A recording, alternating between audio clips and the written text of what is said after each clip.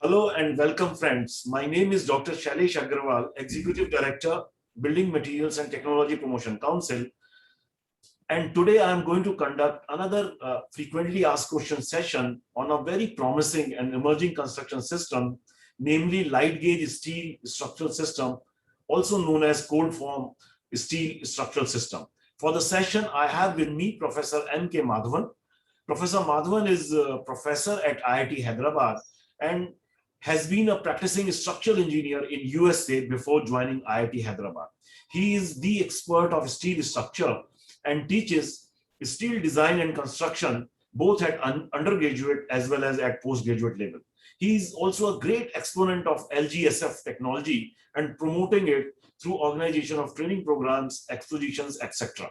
He's also doing research and development R&D on the light gauge so as to bring affordable, workable solutions, especially in Indian context.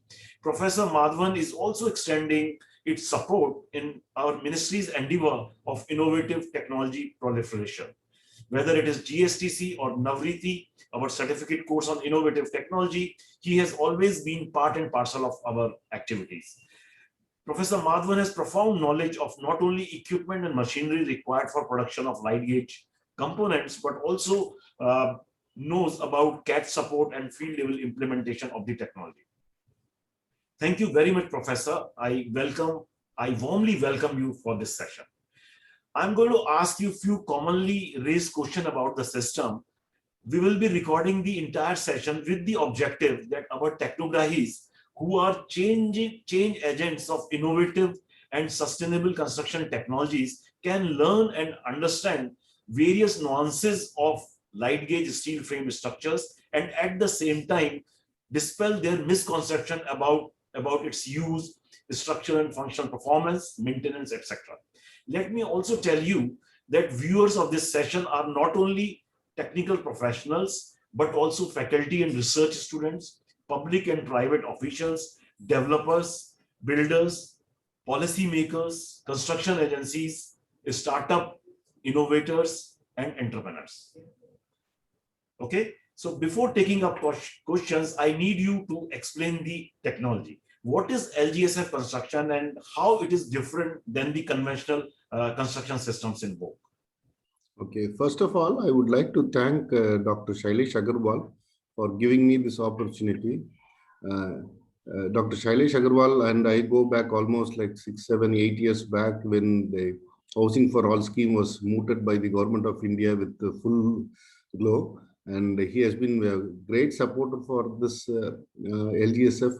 And during the interactions, we became very close friends. So thank you, sir, for this opportunity. I would like to start by saying that cold form steel is one of the most promising materials that are available currently today to fulfill the ambitious project of Government of India of housing for all.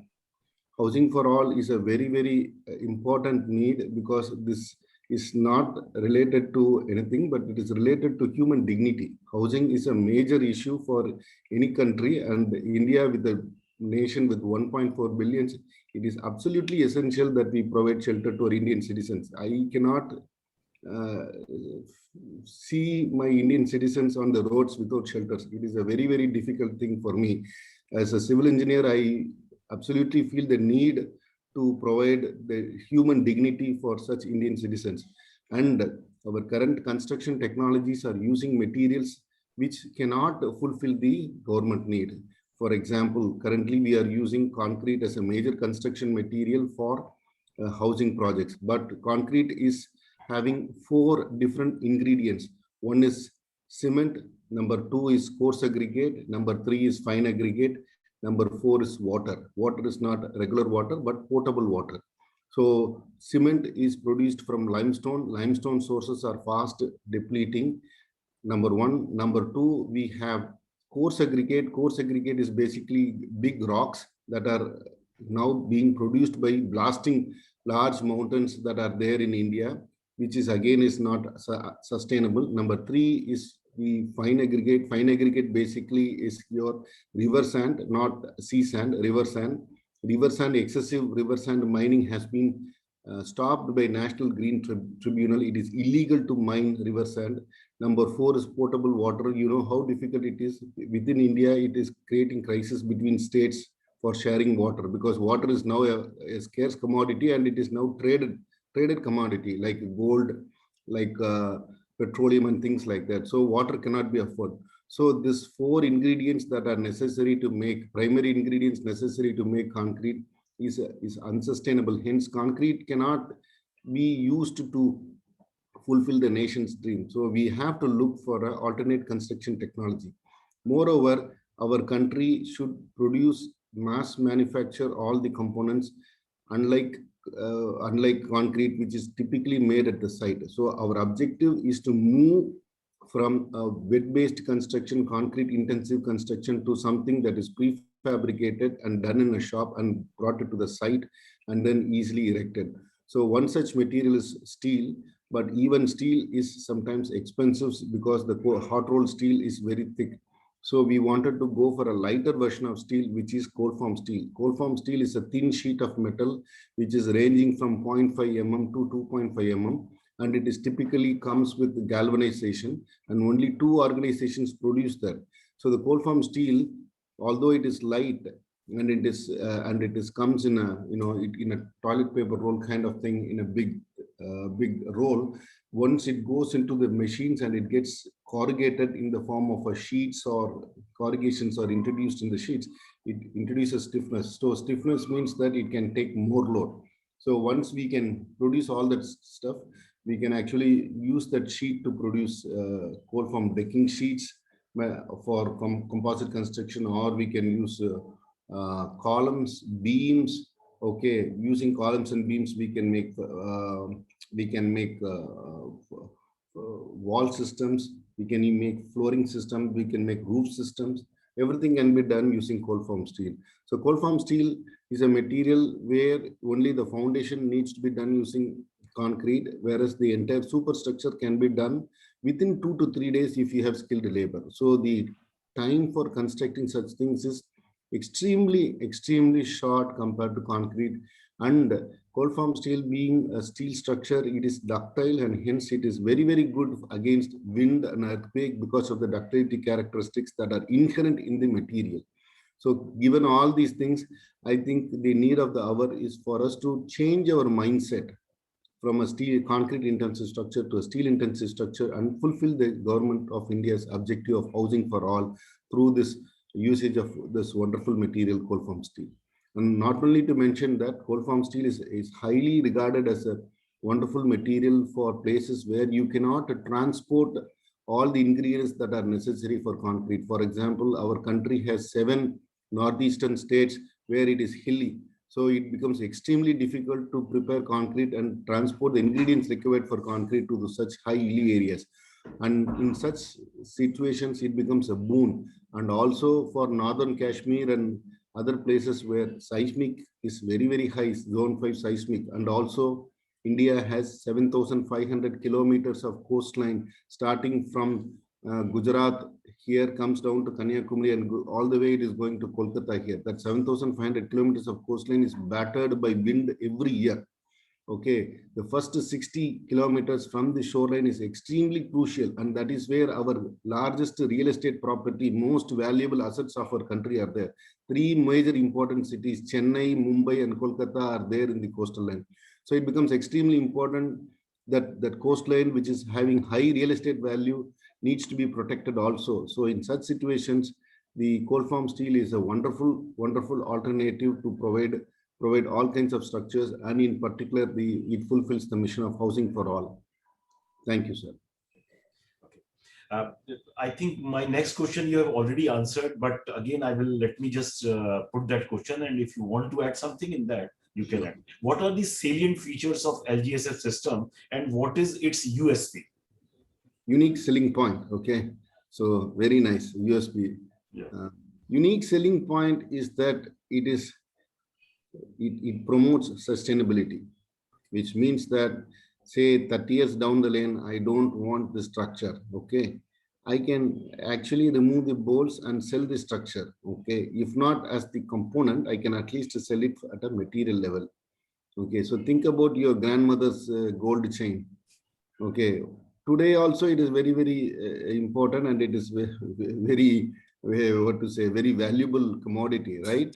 So like that, steel is a very expensive commodity also. So when I started working in steel projects, the cost of the steel was 40 rupees. Now I think it is around 60 or 70 rupees, almost double. So in times to come, steel will actually become a very, very important commodity because of its one important thing, its sustainability. People get confused with the meaning of sustainability. Sustainability means that not reusing it, but reusing the material at its native strength. If I have a 250 MPa steel or a 350 MPa steel, the 350 MPa steel will be the same regardless of how many years. As long as I protect my structure against corrosion, the native strength remains the same. Unlike other competing materials whose material properties degrade with time, steel remains a faithful friend to you. Okay, so it remains. So the salvage value of the material is very high. So the sustainability characteristic of steel is something that is extremely good. That is one unique selling point. Number two, it is light in weight.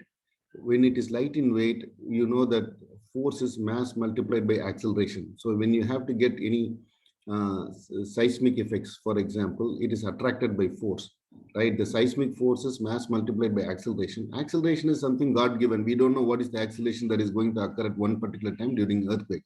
But what we have in control is the mass. So when the mass is low, even though the acceleration may be higher, the product of mass multiplied by acceleration will lead to lesser seismic attraction of forces.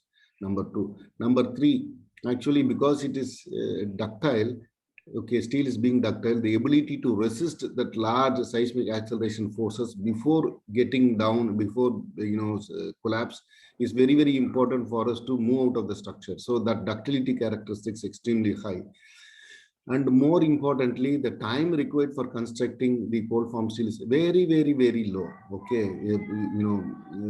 because it only takes 2 to 3 days. You will be amazed. All it takes is the foundation that you need to put. Okay, once the foundation is there, the entire superstructure can be done extremely quick, and then it can be done within, if you have a skilled labor, you can do it within a week. You can complete everything. More importantly, it has provisions for plumbing, it has provisions for electrical things. Everything is inbuilt. You don't have to worry about anything. All things are inbuilt, and it is nice, neat, and it is elegant. Okay, and the amount of cost required, for example, if you build a concrete house, the amount of cost required for painting, and prior to painting, there is something called putty. Okay, you have to actually surface. That is very, very, very high. Why is that? Because if you don't properly grade the sand and then use the fine sand for plastering inside your houses, you have to spend a lot of money in putty. But here you are using a gypsum board or anything which is already in a fine finish, so you don't have to spend money on putty. You can directly go ahead and paint it. So there are several advantages associated with the cold form steel. The unique selling point is that we are contributing to our sustainable nature, sustainable earth. Okay, like our PM said, Vasudhaiva Kudumbakam. Okay, so we have to think globally, and this steel is an entirely sustainable material, and it is a factory made product. So you don't have to worry about quality. Who is going to do that? Is the concrete going to be good? Should I make cubes out of that concrete and test it? No, not is needed. Everything is factory made. All you need to do is to have some toys like screw guns and other things which you can use it and quickly put it in place. So I think in that case, cold form steel is extremely a viable solution, and it has several unique selling points, not just one. Wonderful, wonderful, sir. Wonderful, Professor. The next question is also related with this only. In what way LGSF is going to help Indian construction sector? In what way LGSF is going to help Indian construction sector? LGSF is going to help Indian construction sector because the housing for all is a greatest need for every human being. Okay, if you look at 2 days back, I was giving a presentation and I was gathering some materials. What we really understood was that the people who own the houses are all, the majority of the people who own the houses are all people who are living in rural India. But the migration is starting so much. Right now, we have like 20 to 30% of our entire Indian population is in the very few cities. But that trend is going to continue. By 2030, we'll have 40%, and by 2050, we'll have 50%. More than half our population is going to reside in urban areas, which means that our urban areas will be extremely congested. Okay, and so there will be a lot of people moving in, but our current housing is not able to fulfill the enormous amount of migration that we are going to face in the next coming decade or so. So, which means that our urban infrastructure has to be quickly rampant to satisfy this need. There is going to be a need for close to 10 million houses as per the data that I have seen, which means that there is a large amount of work that is cut out for civil engineers. Civil engineers, I think, is in a bonanza because the infrastructure is the major need. Everybody has understood that. So there is a large need for that. What I am really concerned is that whether the technology, that skill set that we have currently is sufficient to satisfy our need. So there is no scarcity for demand, there is a scarcity for skill set. So what do? We have to train our people. We have to make sure that they can handle the situation and how they can effectively utilize the steel as a construction material in terms of properly constructing. Okay, if that is being done, I think there is no issue associated with that. So we are doing many things. I am teaching many courses in cold form steel at IIT Hyderabad, as well as disseminating the knowledge that I have come across in the form of publications. All my publications are in open book. So if you go to IIT Hyderabad website, Mahendra Kumar Madhavan, and Google it, okay, every publication that I have done, it arises with a design equation, whether it is beam to beam or beam to column connections. All design equations are present. Wall panel design equations are there. Flooring system. So everything that you can think of, every little thing, whatever we have produced so far, has been in open forum. So people are welcome to open that and use it. I am also part of this IS 801 committee. So we are slowly making sure that the research that has been carried out in India, especially at IIT Hyderabad, is being put into these design equations so that the nation as a whole benefits once it is in the form of a codal provision. Yes.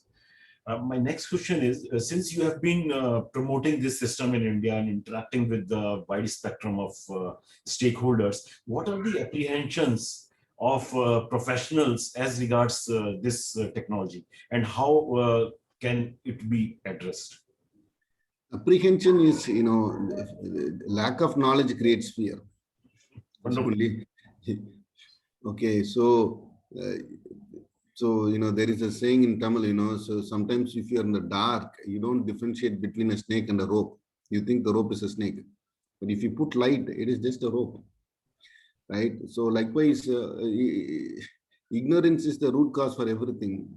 As a nation, we should be not only rich in terms of economy and other things. We should be rich in terms of knowledge. Our people should be knowledge based. Okay, there is a reason why we are all in software industry, many of the people, because our mind is so good. We are all trained to do many things that most other people cannot do. So what is most important is to create awareness.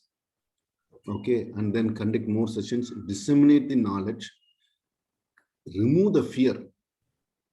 Okay, fear is the root cause for everything. Remove the fear, throw the fear, understand the material and its behavior and its limitations in an in-depth fashion, and then you exploit the advantages to satisfy our needs.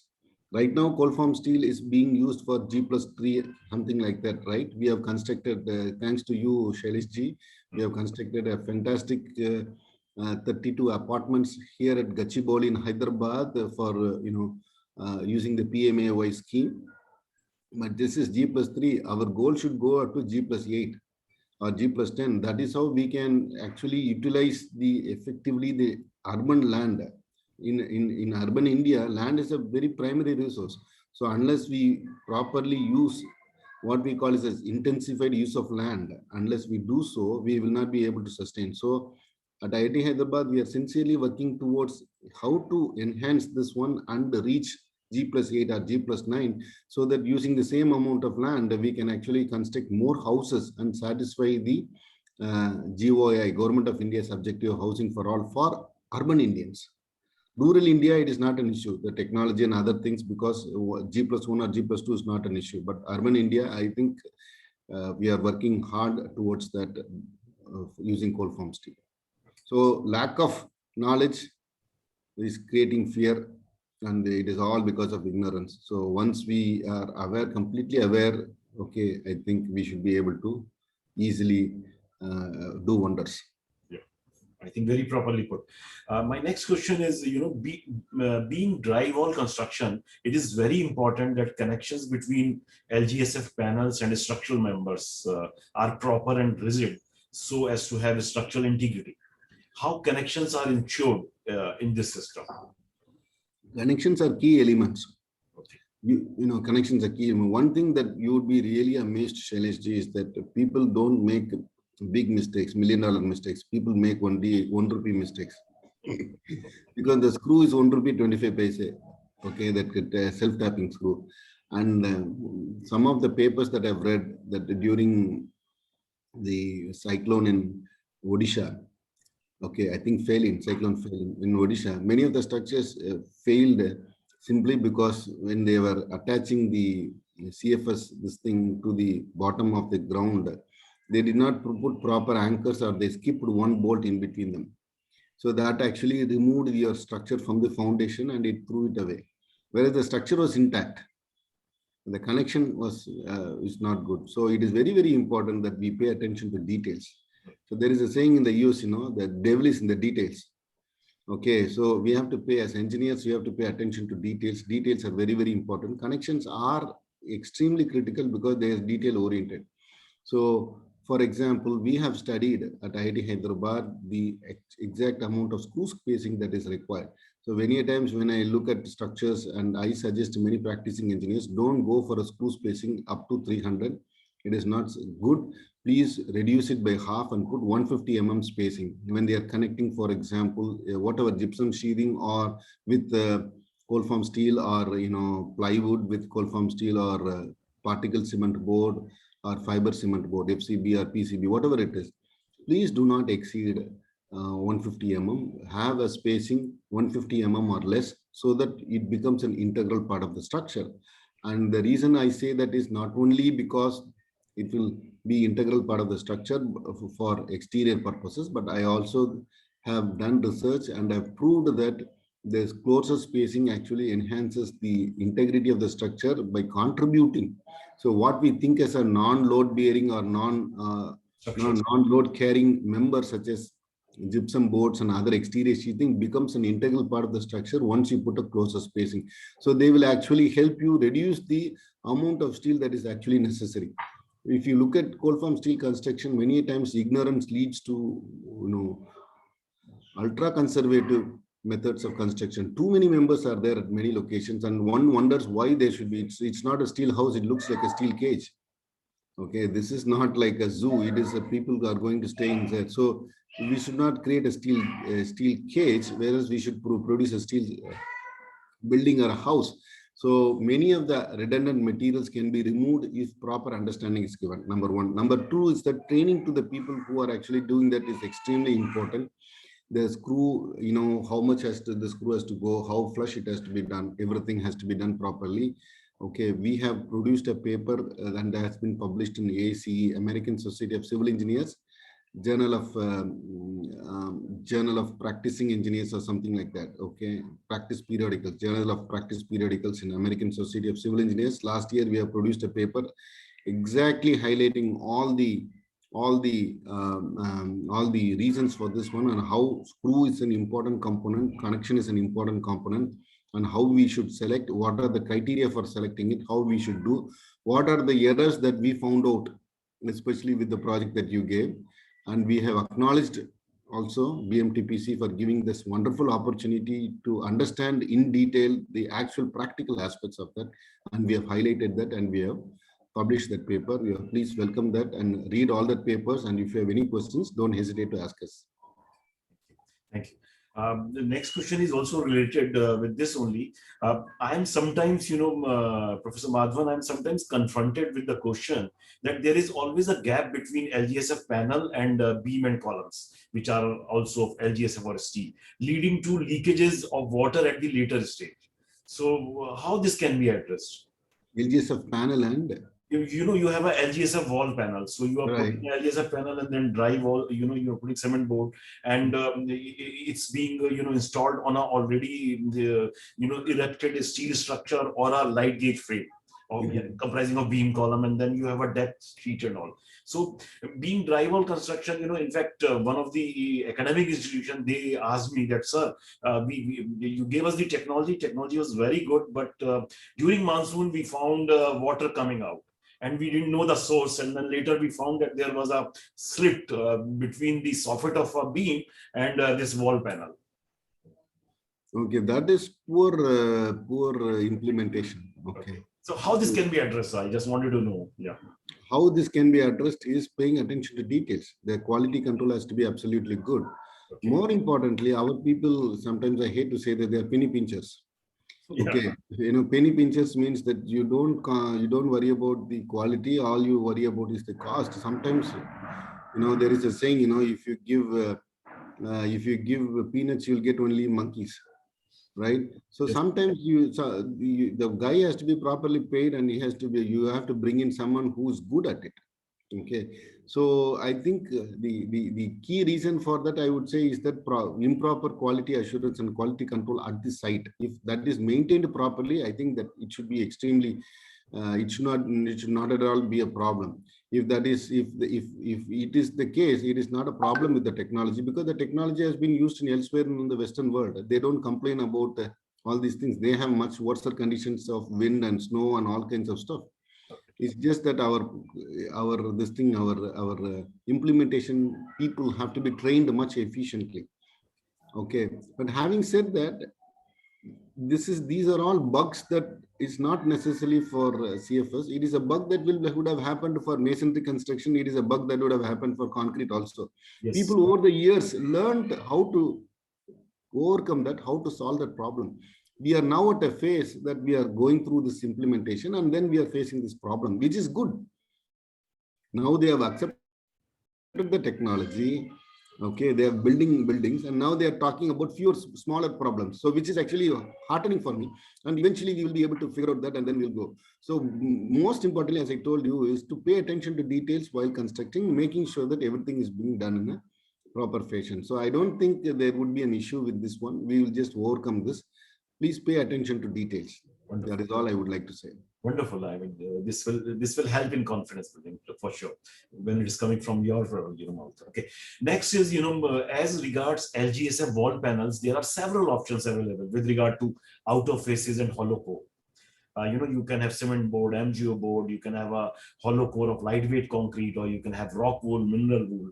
So would you like to explain to our technograhis about various options available, and which is rather most suitable and good in Indian context? Our research, I cannot tell, but based on my data and statistics, anything that does not have a fiber in it, please throw it away.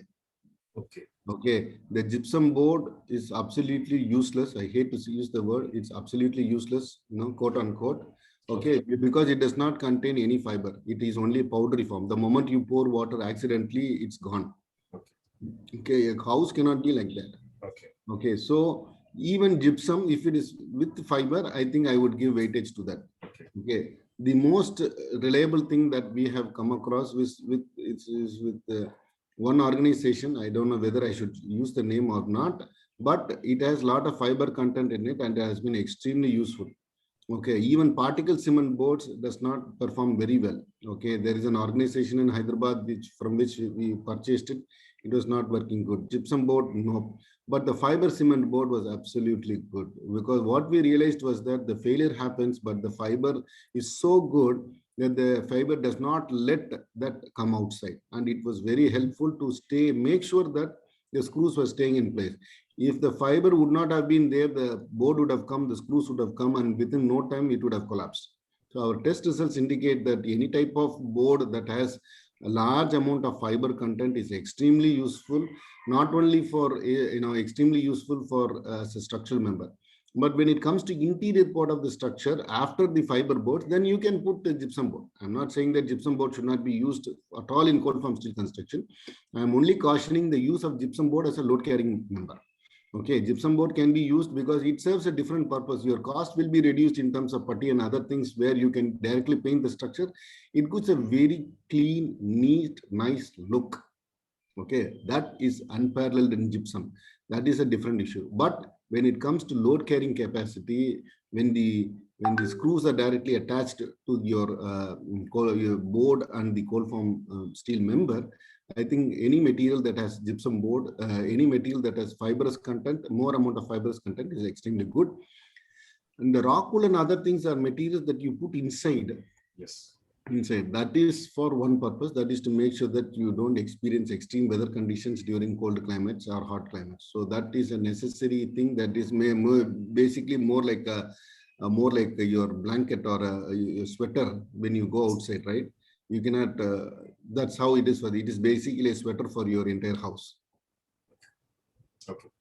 Okay.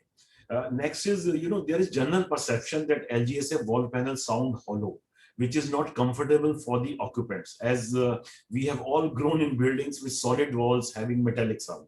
What is your opinion on this and how it can be addressed? That's a very valid question. I'm not denying the fact. Okay, it is hollow. I mean, it is what it is. But what we are trying to do right now at IIT Hyderabad is we're trying to come up with a lightweight aggregate concrete, it's not concrete. It's basically there is no coarse aggregate. It is light sand and cement mixture that we are trying to put. It has a strength of 2 to 3 MPa only.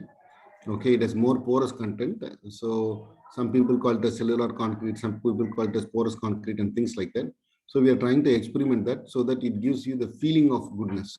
Okay, I remember talking to, I forgot the gentleman's name at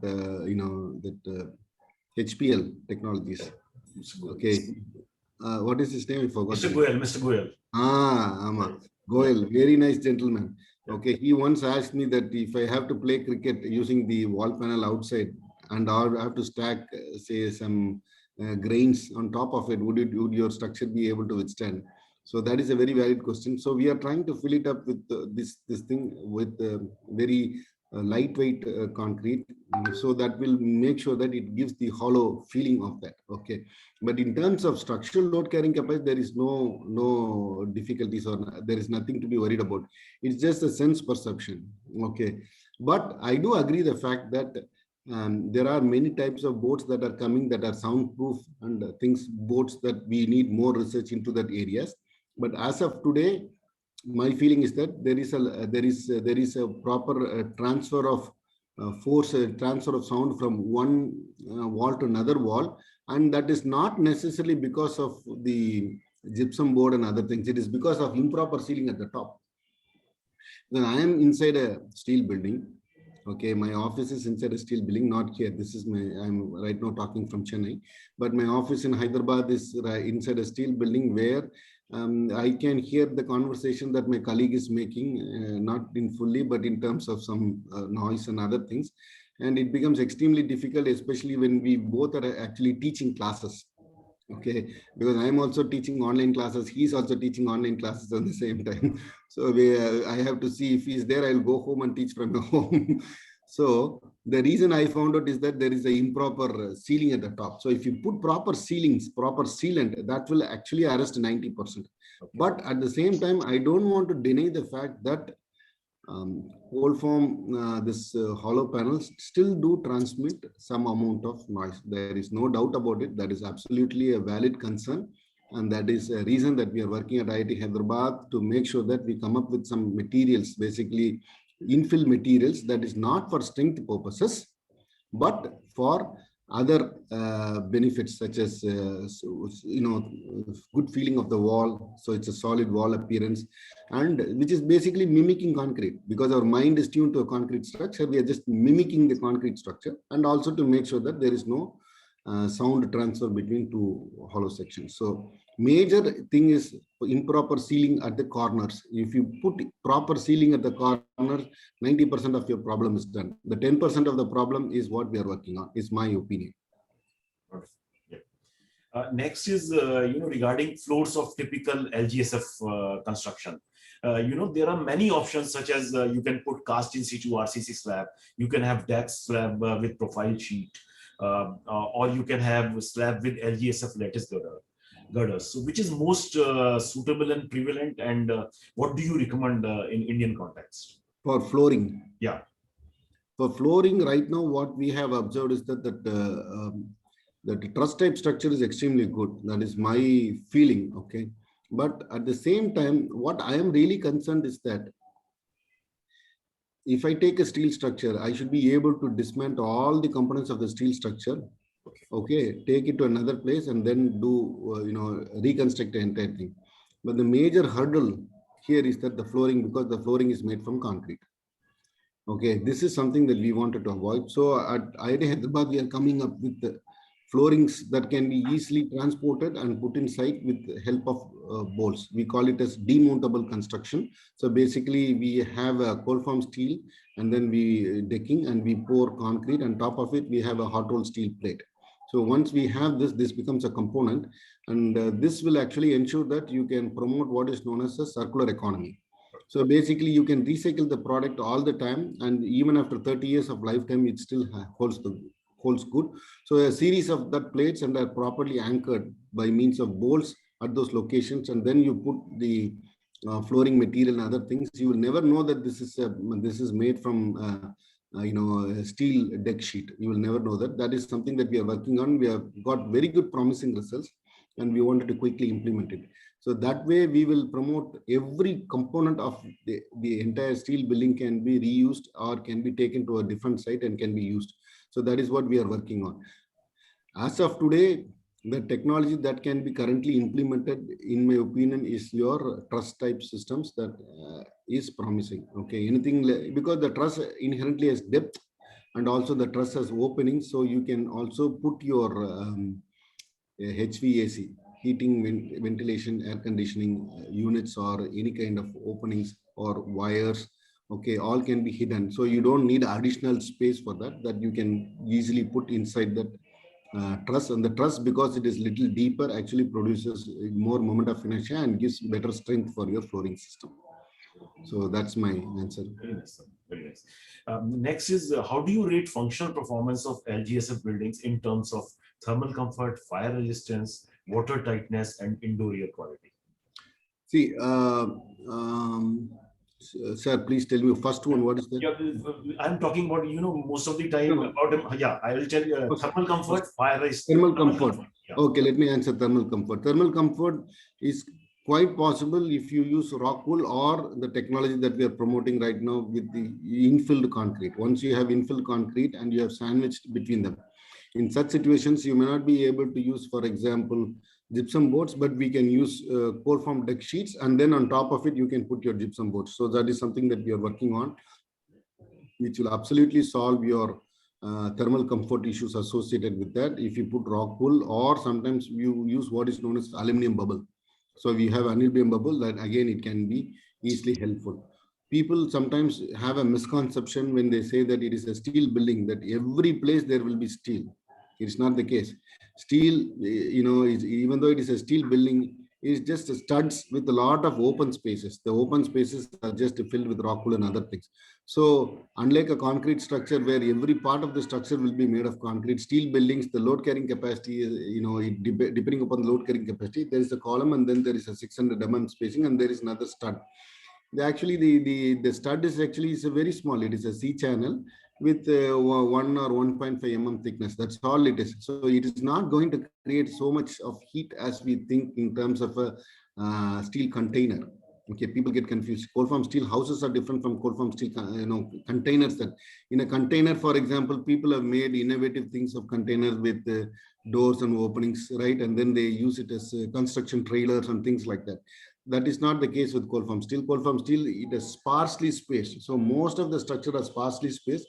The issues associated with thermal comfort can be absolutely nullified and can be overcome by properly putting rock wool and other insulation materials. So that is not an issue. Number two, what is what? Fire resistance. Fire resistance is a valid concern, but if we choose proper sheathing, for example, I will let out the name. The Everest boats actually claim that they have good fire resistance.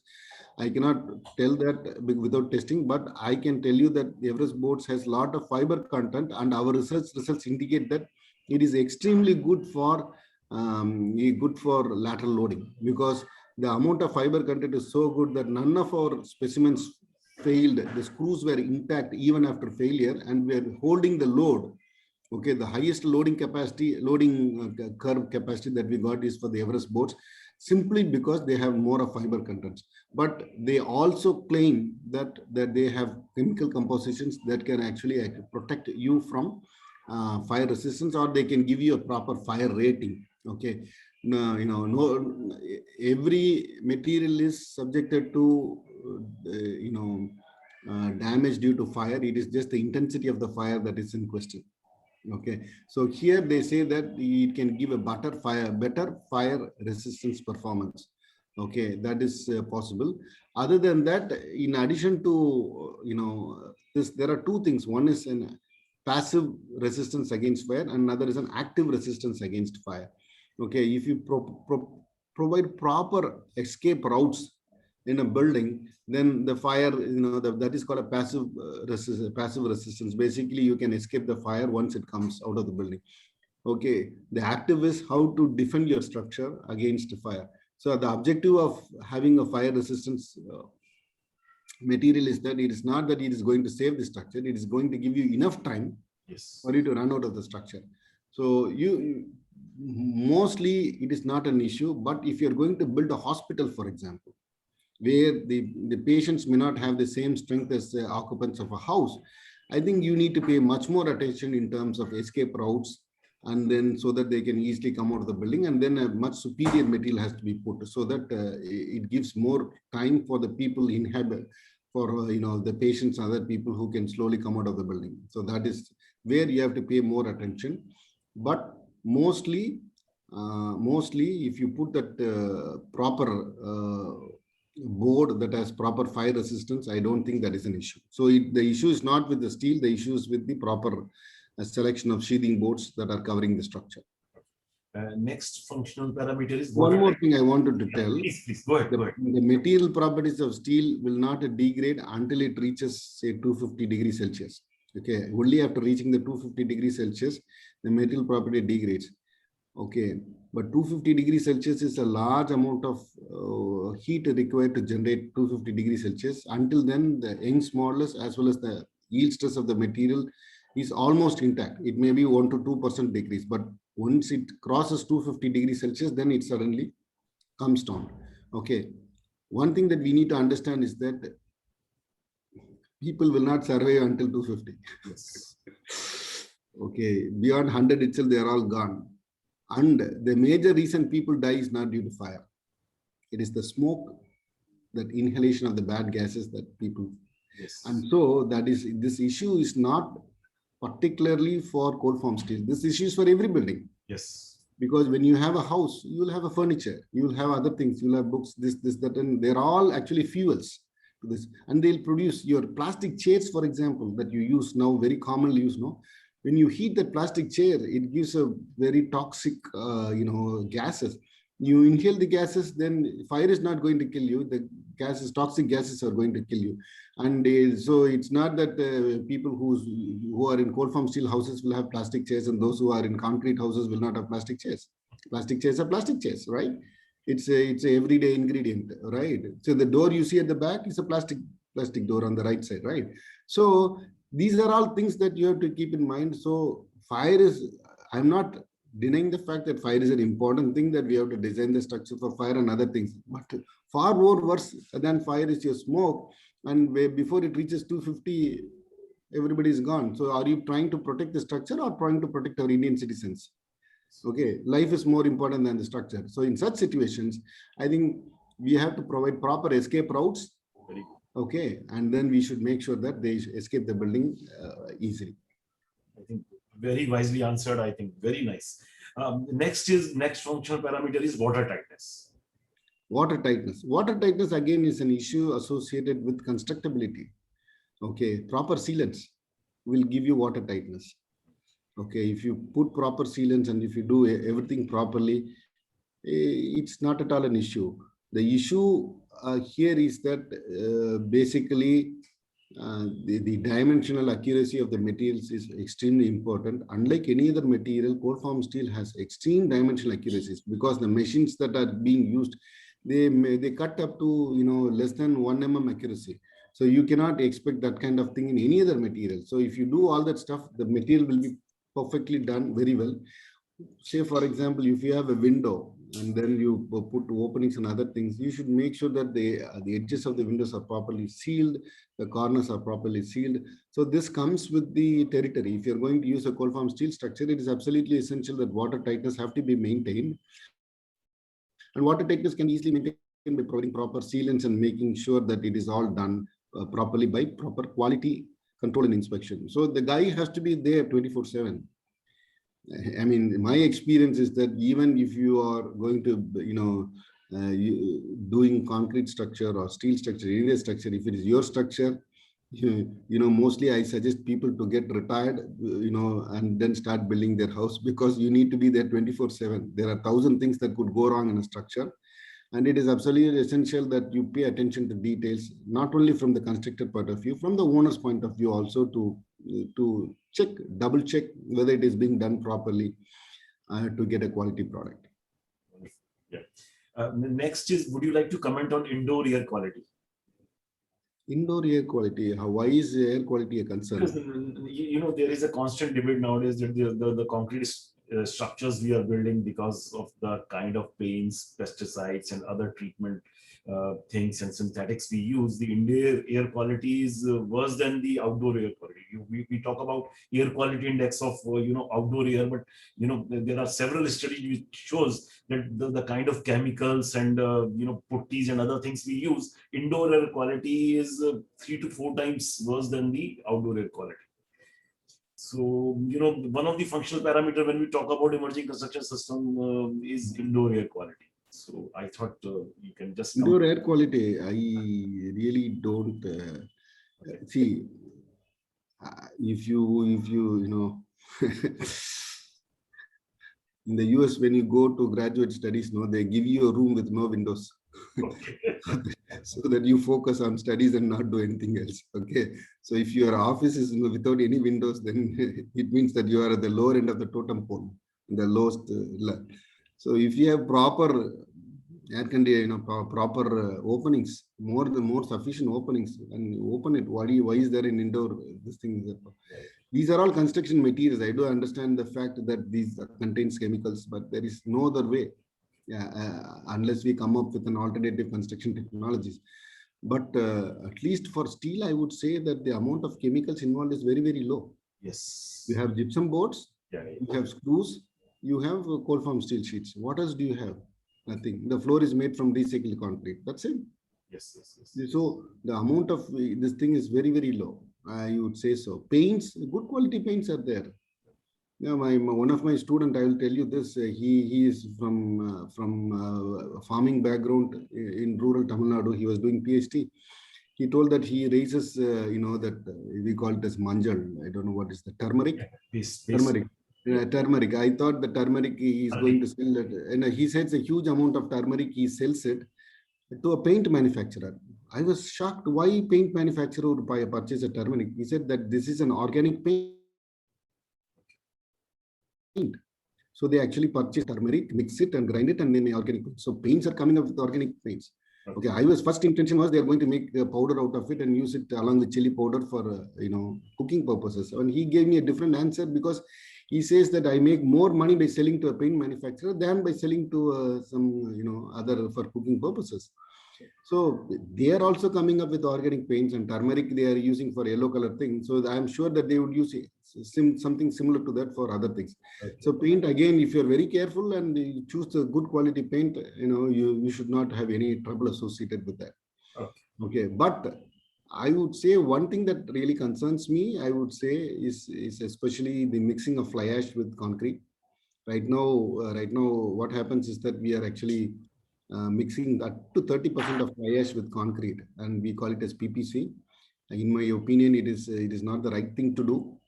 Okay, simply because I have worked in the industry for several years in the US, where I was part of a large project called flue gas desulfurization, where we actually scrub the gases before going to up in the air.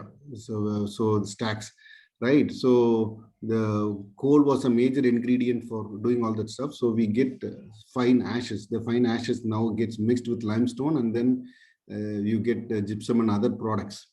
What we found out was that previously that gypsum the company thought that they can sell large amount of gypsum. Okay, and gypsum was used for many other purposes. They can use gypsum for sell the gypsum and make money. But what they really understood was that when they looked at the gypsum, they contain mercury and all other bad chemicals during the scrubbing process. So they abandoned that, and to store that gypsum, they produce large amounts of what is known as ash pond. They created huge acres and acres of ash pond associated with that. So it means that when you mix that OPC or PPC, OPC is ordinary Portland cement, pure cement, and PPC, when you mix 30%, actually you are adding that thing. The coal that is used in India is not as good as the coal that is used in Western nations. We have more dirt and we don't have quality control. We just put the coal, and as long as it is burned, that is fine. We don't check how much is this content or that content, and then we are mixing it with so that is a concern. So I made sure that when I built a house, I made sure that we use 100% OPC for all the construction practices, simply because I was aware of the fact. So this is something that I think people should keep in mind. Okay. Just for the sake of techno guys, one of the UK-based company, they approached us and we certified their, panels. They call it nano living panels. So there they are using MgO board. For outer and outer faces. So they claim that this MgO reacts with the carbon dioxide of the atmosphere and creates a healthy environment. So that was the reason I asked you that question about your. Okay. Yeah. Okay. I got your point. Yes. Next is, is LGSF energy efficient and environment friendly? Absolutely environment friendly because it is sustainable.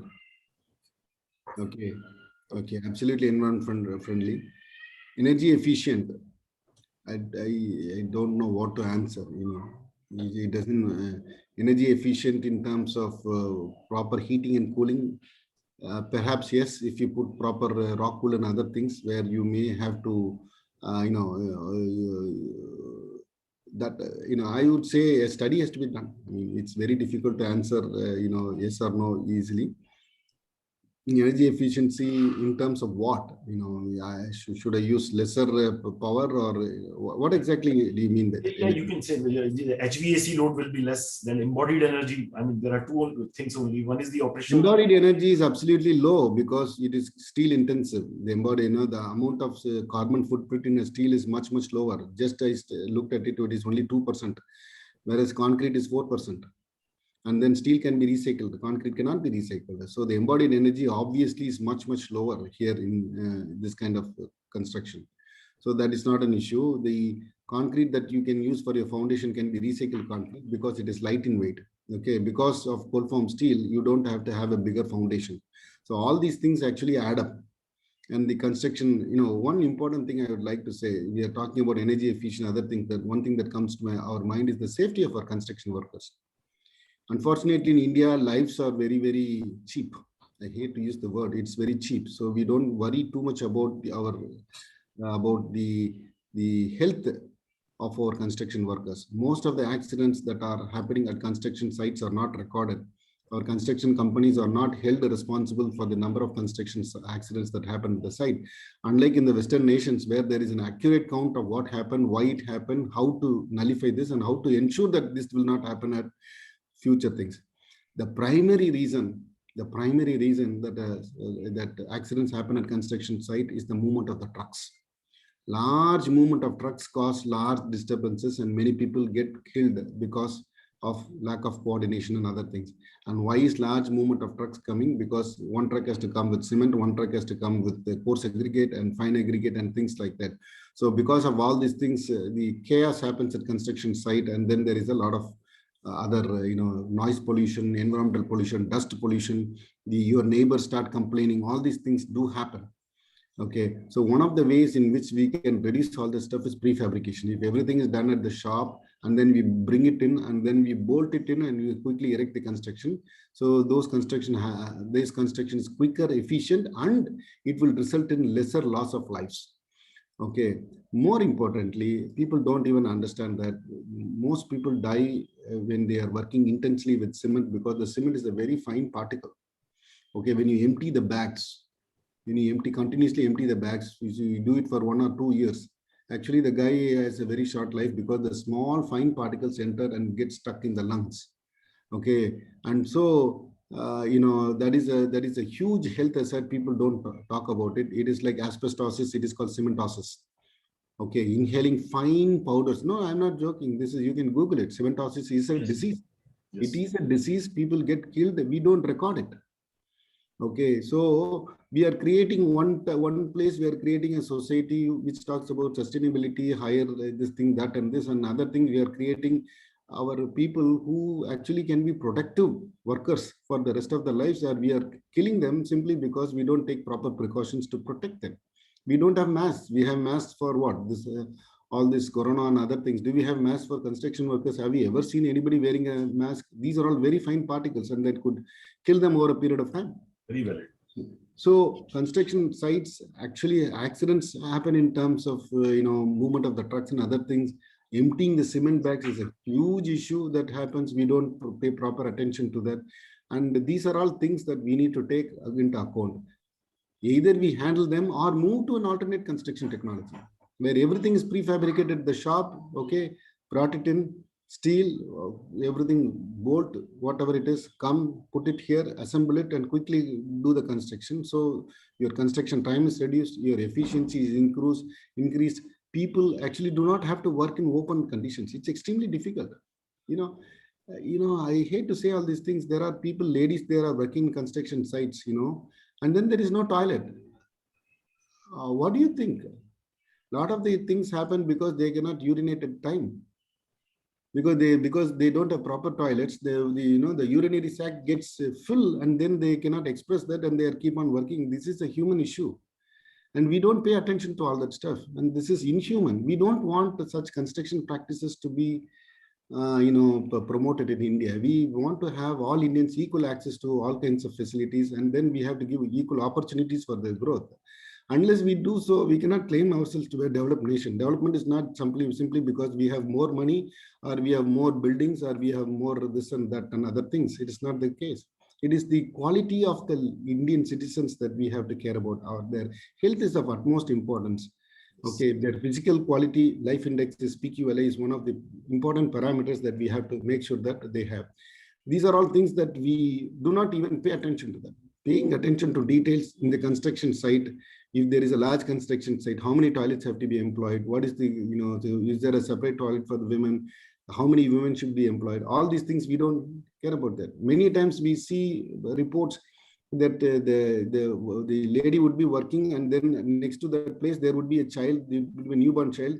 The lady would be working, the newborn child would be crying for milk, and after 30-40 minutes of crying, there is no sound. When you go there, the child is gone, because the child was not fed at the right time. The stomach of the child is only 1 ml or 2 ml if you don't feed the child at the proper time. So these are all people working. We don't have proper things. Either we have to employ them and give them proper facilities for them to feed the child, or you don't employ them. We don't pay attention to those details. So if you look at a larger context, it is very important that the entire mindset of construction has to be changed. Yes. It is not about strength and sustainability and this and that and other things. Human factors are involved, and it is absolutely essential as a nation. We progress together. We don't want to leave anybody behind. We as a nation has to go together, grow together, and make sure that everybody has equal benefits and opportunities for their growth. And that is something that we should do. Correct. Next is, what about seismic and cyclone resistance of LGSF construction, and how do you rate its structural performance over conventional construction? Absolutely good, as I told you, because steel is a ductile material. So seismic or wind, any type of lateral loads, it will easily handle. Okay, and for earthquake, it is all the more important simply because the it is a light gauge steel construction. So the mass multiplied by acceleration, mass is lower. So your amount of seismic force generated is lower. On top of it, steel is inherently a material that promotes ductility. So no other material has ductility. Even concrete is not a ductile material unless you insert rebar into that. So if you don't have a reinforcing bar into that, it is not a ductile material. It is a brittle material. But steel inherently is a brittle material, and hence it can have a lot more ductility. And then it's a ductile material, and it can resist lateral forces like wind and earthquake, like no other material, construction material that are currently prevailing. So you can close your eyes and say that this is far more safer as long as you provide proper detailing. The devil, as I told you, is in the details. Okay. Next is, we have recommended use of LGSF up to G+3 only in India. How many stories are being built with LGSF abroad? And which is the tallest building? I really don't know the statistics, but I think it can go up to 7 to 8 floors.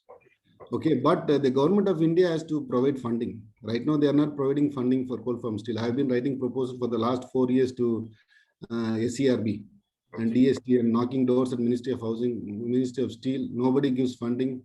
I cannot say the amount of personal money that I have put in to come to Delhi many times. It's good to see you guys, nice, but also I need some money for funding. Okay, so somehow they think that artificial intelligence, bio, pharmacy related and other things are more important, but housing is a major issue and the proper funding is essential. So right now we are trying to do what? We are trying to come up with built-up sections. Okay, our goal is now we are shifting focus. We are not worried about concrete anymore. We are very comfortable to say that the steel is a much superior material compared to concrete, and it is a sustainable material. The goal now is to transform a hot rolled steel to a cold form steel, because hot rolled steel is very expensive, very thick, and it is a factory made product, and it is it is something that you cannot make your own shapes. You are limited by the shapes that your IS 808 type of codal provisions gives you. So now we have to move from hot roll to cold form steel. So we are coming up with innovative built up sections where we have 2 back-to-back channel sections or face-to-face channel sections which can carry increased load, and we are exploring the possibilities of using that up to 5 to 8 stories. So first our jump is up to 5 floors, and then we want to go up to 8 floors for this construction technology. But we cannot simply go there because we don't have any design provisions, not only in India but anywhere else in the world. They don't have this design provisions. American codes, Australian codes, and European codes, none of them have this built-up section. This thing, they have single sections, they have design provisions. Basically, they have design provisions for local buckling, global buckling, and distortional buckling for single sections. But built-up sections, absolutely no. But built-up sections is the need of the hour, because if you have to promote this technology up to 8 to 10 floors, we need built-up sections. So proper understanding of the material behavior, the structural behavior, what type of connection should I weld it, should I bolt it? If I bolt it, what is the type of the bolt? What is the size of the bolt? What is the spacing between the bolts? If I weld it, how much weld thickness should I give? Okay, how is the failure going to happen? All these questions have to be answered before we go into venture into this thing. All this requires careful consideration, because we are going to put human beings into that. This is not used for storing, grainage, storing grains and other things. This is for people. So if we make a mistake, we make a mistake. So for that, absolutely research is essential. I hope the government of India understands the importance of this one. They cannot simply keep on saying the logo housing for all without giving a single penny to me or anybody else working in this area for alternate technologies. Okay, it's absolutely essential that they provide funding, large amounts of funding, give freedom. Okay, and no knee-jerk reaction. Give the funding, and 2 months later they want something that it won't happen. This is not something that you bake a cake and give it to you. You have to think through properly, come up with design provisions, and we have to attack the problem from a larger perspective. What we need is a very good, solid, fundamentally solid design specifications. When we have design specifications, we eliminate the fear from the structural engineers. Structural engineers are fearful about cold form steel because the codal provisions are not up to date. The last codal provision was 1975. Today we are in 2021. So how do you think we are progressing as a nation? Yes. It's not the right thing to do. Okay. So for that, we need funding. If we have proper funding, we have this thing, we produce a specification every 3 years. and we can accumulate the research results and make sure that this progresses. So right now, the need of the hour is cold form steel built-up sections, which can satisfy your G+5 or G+8 structures. And for that, we need to have a fundamental research has to be undertaken. Okay. So next question was about that only. Please elaborate to our techno guys what codes, design aids, and softwares to be used for design and construction of such buildings. Codes. Codes, yeah, standards, codes. design aids, and softwares. Okay, the codes that are used is IS 801, currently 1975, it getting revised. Okay, it will be a while because at least a year before it comes outside. Okay, IS 801. In the meantime, I think the good code is AISI, American Iron and Steel Institute. But having said that, it also has its own set of challenges. The direct strength method that is currently used on AISI is developed for axial compressive members, but unfortunately the same philosophy is used for bending members, and they give different design equations which sometimes are unconservative. So we have pointed out that, and then we have produced a lot of journal papers that indicate that it is not correct, and we have given good design equations. You are welcome to look at my website and understand all that stuff in detail. Okay. Steel Institute AISI codal provisions by far is good currently. We will come up with a better specification, better than that at India. So we are working on that in that area. And in terms of what was the next question? Softwares. So softwares, you can design it, okay, but whatever software that you use, you actually do a manual calculation, please. Okay, just to do a manual calculation, make sure that it is done properly. Okay, unlike hot rolled steel, cold form steel has 3 failure mechanisms. Hot rolled steel is local buckling and global buckling, whereas cold form steel is local buckling, global buckling, and distortional buckling. Okay, these 3 failure mechanisms have to be checked. It is better that you do a spreadsheet and check all the values and make sure that your whatever software that you use for that actually matches with your hand calculations. Okay, manual calculations, you know what you're doing. Okay, so at least you have a sanity check, what we call, and make sure that it is being done properly. Okay, if you don't know what the computer is doing, and it is very difficult. Sure. Okay. Next is, what is the service life durability of these buildings? I would say 30 years. If you do proper maintenance. Okay, any structure, even concrete structure, if you don't paint, I'm asking not only to paint inside your houses, don't worry about it, just paint outside your house.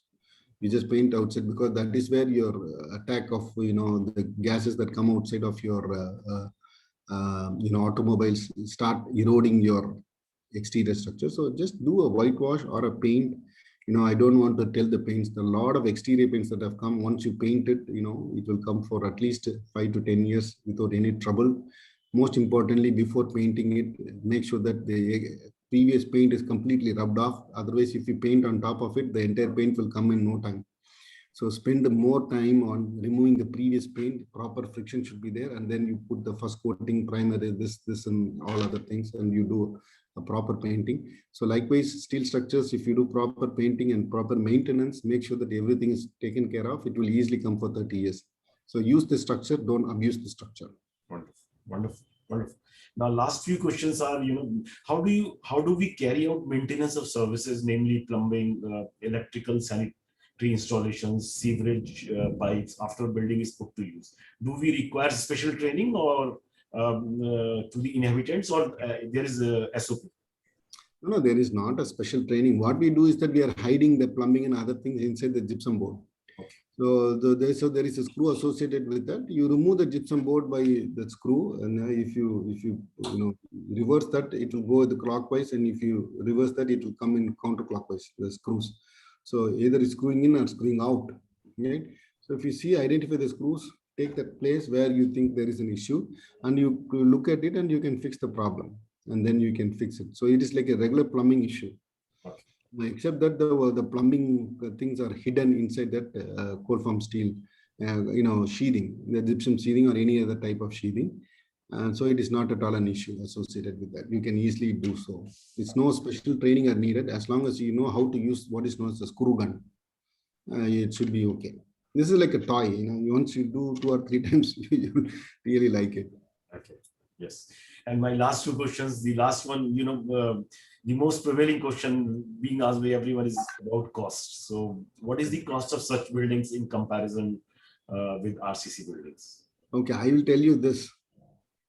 Five, Yes. 6 years back, when I constructed a house in Chennai, it was 1,150 rupees per SFT. Today, it is 2,500 rupees SFT. Okay, today.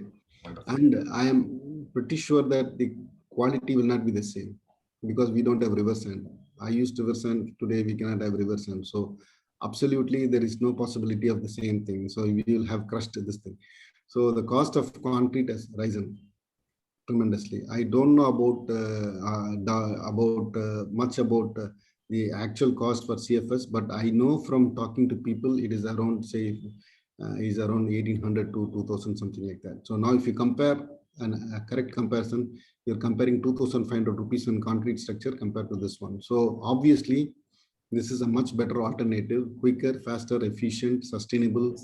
Okay, promoting green nature Yes. and it's beneficial in every possible way. Safer structure as well. Yes, yes, yes. So really good. My last question is in the wake of clarion call given by Honorable Prime Minister to be Atmanirbhar Bharat and build new young India. How do you see the future of LGSF in the Indian construction sector? LGSF is a boon for India, I would say, Wonderful. because you see, we are correctly highlighting the importance of light gauge steel at the same time when we need absolutely essential houses for our people. Okay, unlike other nations, we do not have proper number of houses for people. So this will be a boon to construct large amount of housing projects. Okay, large amount of housing projects where we can put a lot of people in a dignified manner. Dignity is more important. I don't know how to emphasize this more. We cannot afford to see people living on the streets. I don't want to see a nation with sending rockets on one side to satellites and Mangalyaan and things like that when we don't have proper houses for the lowest segments of our people. So as much as important as it is to send satellites and other things, equally important is to take care of our basic needs. So dignified way of living is absolutely essential for every Indian citizen. And I think Coal Farm Steel is a wonderful solution provider for all these things. We can quickly construct in no time to achieve the government objectives for housing for all in the shortest time frame possible. I think Coal Farm Steel is the material, sustainable material, cost-wise, safety, and every aspect you think about it. Okay, but the challenge lies in going for higher stories. So the challenge now, G+3, we have demonstrated it, we can go up to G+4, but when you want to go up to G+8 or G+10, say for in Mumbai, they are living in slums and other places where it is absolutely essential, they cannot be displaced from that place because that is their livelihood, but at the same time, we should be able to provide them, we should go vertical. Then is our structure safe enough to go vertical? Is it okay? So for that, we need to do additional research and to make sure that we come up with alternative column sizes and sections and technologies to promote such things for which funding is essential. So if we do all that stuff, I think this is a wonderful thing and we are on the path to progress. It's just that we are on the cusp. We don't know that we are what we are doing. We just wait for a year or so and I think we will do wonders. Wonderful. Thank you. Thank you, Professor Madhavan. With this, we come to the end of this very lively and informative session with my dear friend, Professor Madhavan. On behalf of BMTPC, on behalf of Ministry of Housing and Urban Affairs, and on my personal behalf, I gratefully acknowledge your participation in this session and thank you very much. I'm quite sure that people like you around LGSF will be a great success in Indian context and will be one of the system for future construction. Thank you very much once again. Thank you, Shailesh Ji, for the wonderful opportunity. I'm really grateful to have a friend like you. And, it is not just joking. I'm telling you from the bottom of my heart, and I have been with you for a long time. So it's very nice that you are there and then you're helping us promote and achieve the Government of India's objective. And very glad that I'm doing a small part, like, that that squirrel will take that small piece of stone for Lord Ram to build that bridge. So I'm doing the small part. So hopefully everything will be good. And thank you again for this wonderful Thank you. opportunity. Thank you. Thank So you. thank you very much. It is time for me to say goodbye, and I'll come again with other experts on other innovative technologies. Goodbye. Thank you. Okay. Thank you, sir.